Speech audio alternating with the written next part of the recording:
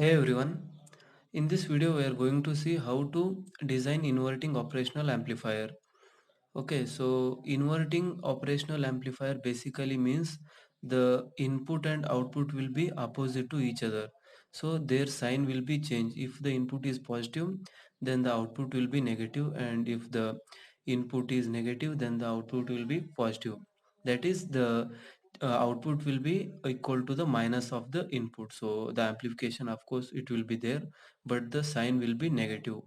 Okay, so it is also called as differential operational amplifier, as it amplifies the voltage difference between inverting and non-inverting terminals. So the inverting operational amplifier is also called as differential amplifier because it amplifies the difference between the inverting and non-inverting terminals. So here it is the inverting terminal and this is the non-inverting terminal. So it will amplify the voltage difference between these 2 points. So suppose this is V2 and this is V1, so it will amplify the difference between V2 and V1. So the amplification will be done V2 minus V1. So this is let us say X, then it will amplify this X voltage. Okay, so V out will be the X into V in. So X into, so this is the input voltage, and then gain will be multiplied with this differential input in order to get the output voltage. So the circuit diagram for inverting operational amplifier is, so it is just input is given to the V in terminal, that is inverting terminal here, and this is the Vn input and this is the input resistance R in. So a negative feedback exists in this circuit, and the resistance which is present in negative feedback is RF, that is feedback resistance. So okay, so and the ground is held or tied to the non-inverting terminal is tied to the ground here. So this is the output pin here, and these are the power supplies. It can operate on 3 volt, 5 volt, or 12 volt depending on the IC and the manufacturer. Okay, so before going to the circuit, we should know two golden rules of op amp. So the first one is no current flows into or out of the op-amp terminals. So what it means, so these are the op-amp terminals 1, 2 and 3. So it says that no current will flow in or out of the op-amp terminal. So the current will not flow inside this V2 or out of this V2, and same applies to the V1.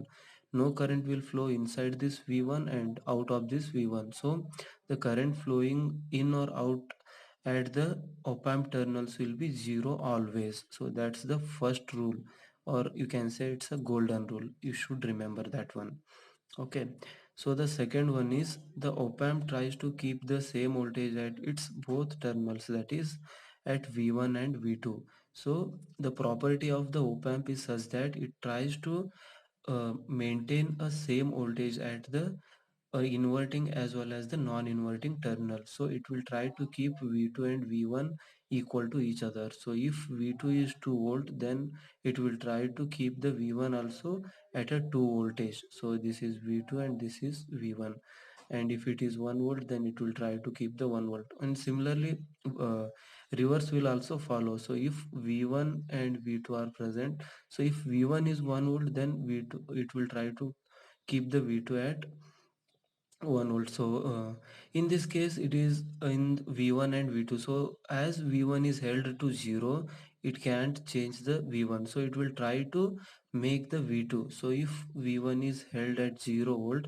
then it can't change V1 here because it is directly held to the 0. So it has to change the V2 in order to make the V1 is equal to V2. So by maintaining or changing the output voltage, it will try to make the V2 at a 0 volt. So it can change V2 according to the V1 in this case. So if you change the polarity of the terminals, then it becomes reverse. So there we can change the V1 according to the V2. Okay, so this is how the inverting operational amplifier works here. So now coming to the working of the circuit here. So I have redrawn the circuit again. So the path followed by the current here. So current which is present or produced by this source will be following certain path. So it will flow into R in, and here comes the problem. So it can't go inside this op amp. Then where is the path? Then it has of course go through the feedback resistor. That is, the current I which is present here will go to the feedback resistor here I, and then again it will pass through the feedback resistance here, and finally through the output it will be going to the ground. So this is the ground here. Okay, so this is the path which is followed by the output here. So this is the path. Okay, the current I can be given by V in minus V out divided by R in plus RF. So how I have written this one is, V in is the voltage at the starting end and V out is the voltage at the ending end, and then the resistance between these two terminals is R in and RF. So these are connected in series, so then I have to add these resistances. So V in minus V out divided by R in plus RF. So that same can be written. So in between there is a second node, that is V2, and if V1 is held to 0, so in this case V1 is 0 because it is tied to 0 here, then virtually V2 should be 0 because it is the second property of op amp or golden rule of op amp. So V1 and V2 tries to keep in the same voltage, then V2 is virtually 0 here, so that's why it is also called as virtual ground here. Okay, so as the V2 is 0, so I can write again this equation I equal to V in minus V2. So that is V in minus V2, first voltage minus second voltage divided by the resistance. That is the splitting law of voltage. Okay, so V in minus V2 divided by R in, which is equal to, starting point is V2 for this resistance. The starting point is V2 minus V out divided by feedback resistance RF here. So this is the feedback resistance over here. Alright, so I equal to V in minus V2. So I can split it now. V in minus R in divided by V2 minus R in, which is equal to V2 minus RF divided by V out minus V out by RF. Okay, so again these equations are equal to each other, then I can write V in by R in V is equal to, so take this term to right hand side, then take the V2 common, then we will be left with 1 by R in plus 1 by RF, then V out by RF. So here the V2 is held to 0 due to the virtual ground. So this is due to virtual ground, then put V2 equal to 0, then it will become 0. 0 multiplied with anything, of course it will be 0. Then V in by R in is equal to the minus V out by RF. So I can rearrange this term to get the V in by V out, which is equal to minus R in by RF. So the formula for gain, we know that gain is equal to, and it is denoted as AV. So gain will be output by input. So output voltage by input voltage in this case. So output voltage by input voltage means I have to flip the numerator and denominator. Okay, so when I flip, then I will be getting minus RF by RIN. So similarly, I can write for the output voltage by using the above equation. V out is equal to, cross multiply this one, minus RF by RIN into V in. Okay, so this is how the output voltage wholly depends on the gain, that is feedback resistance and the input resistance. So depending on these two resistance, the output voltage can be changed according to the input voltage. So this is the facility where with the negative feedback here. So this cannot be done in case of the open that is open loop op amp, where there is a no feedback. So there will be a high gain of the amplifier, but that gain can't be used for real life applications. So in order to control the gain of an op amp, we use the negative, or else we can use the positive feedback as well, but the negative feedback is the one where the output will be decreasing when we give the input. So it will increase the stability and it will make the bandwidth decrease. Okay, so in order to get the output stable, we are using the negative feedback here. Now coming to the possible applications of inverting operational amplifier. So it is also called as differential amplifier, we know that. Then the first application is, it is used to amplify a small voltage received by a sensor. So assume that you are using a temperature or a humidity sensor, that is LM35 for temperature, and for measuring heat temperature as well as humidity we are using DHT11. So it can measure temperature as well as humidity. So that's a a different matter, so we'll discuss about it later.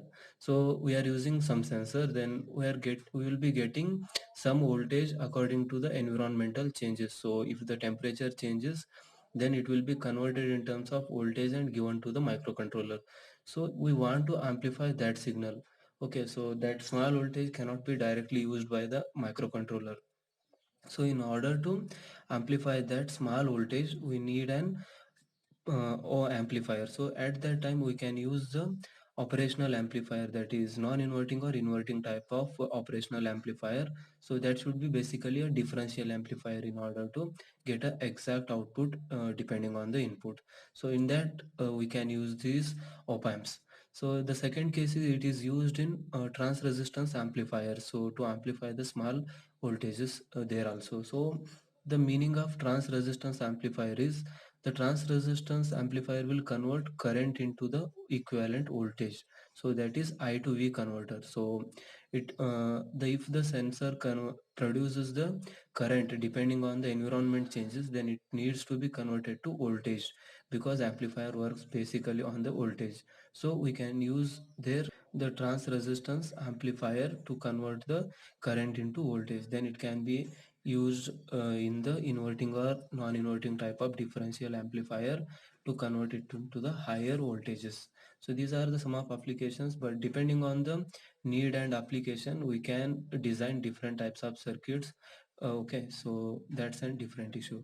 So let us take a look on example, that is the question is find the gain and output voltage of op amp whose parameters are given. So these are the sum of parameters which are given. Rin is equal to 10 kilo ohm, Rf is equal to 100 kilo ohm, and Vin is equal to 1 volt. And they have given note also, consider inverting differential amplifier. So they are asked to use the differential amplifier that is of inverting type. So inverting type means the input should be given to the inverting terminal. So if the input is given to the non-inverting terminal, then it becomes non-inverting type of differential amplifier. So here in this case they have asked for inverting type of differential amplifier. So let us build a circuit. So the circuit is, so it is a differential amplifier and it is of inverting type. Then there will be feedback resistance and input resistance. So these values are 10 kilo ohm, 100 kilo ohm. Input is given as 1 volt. And the next, in case of differential amplifier, we know that the second terminal will be tied to 0, so I have connected it to ground. Then there will be a output. So I can calculate the gain here. So gain is output by input. So output voltage, which is equal to, formula is negative of Rf by Rin. So Rf is this one, Rin is this one. So just put the values here. So 100 by 10, it will become 10, because kilo will cancel out each other. Then there will be a no unit for gain here. Okay, then output voltage, how I can find? Rf by Rin into Vin. So Vin is the input voltage, so 10 is the gain which we have already found out, and 1 volt is the input, that is Vin. Then 10 into 1 will be 10 volts. Okay, so this is the output voltage. So if you apply 1 volt in 1 voltage, 1 volt as the input, then we will be getting 10 volt as the output. So it has got a gain of 10 volt. So this is the power of amplifier. So if you apply a small voltage like 1 volt, you are getting a voltage up to 10 volt. So it has got a gain 10. So like this, a differential amplifier can amplify a small voltage which is present between non-inverting and inverting terminals of a op amp. So I hope you like this video. Please guys, if you are new to the channel, kill that subscribe button and hit the bell icon to get the daily updates. Thank you. Thanks for watching.